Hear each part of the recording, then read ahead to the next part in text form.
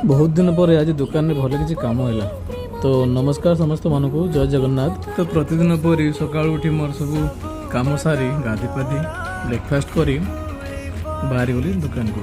आ दुकान जाई देखली जे 2-4 दिन है हिसाब किताब है नहीं दुकान रे। तो हिसाब किताब करने को लगे तापर माल आसले माल को जाकि ट्रैक रे सेट करेली।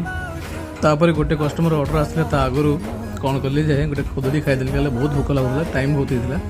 तापर कस्टमर माल काढ़ के बिल बनैली। बिल बन सारा पर देखली जे बहुत जोर वर्षा स्टार्ट हो गला माने एमती स्टार्ट होला जे माने रहिला नाही। तापर कस्टमर आउ जणे आसले ता माल बिन काढलु आ तापर पैक करैलु। पैक करे कि बिल चेक करली। बिल चेक कर सारा पर पैसा उठेली। एते टाइम हो जाइतिला जे खाइबा पे समय थिलानी। तो जेमिति हो दिनटा भल गला आ सेल भी टिके भल हो जाइतिला। आपण माने अनुमान करी कमेंट करी कहते जे सेल केते हेतिबो। तो रहउछि जय जगन्नाथ।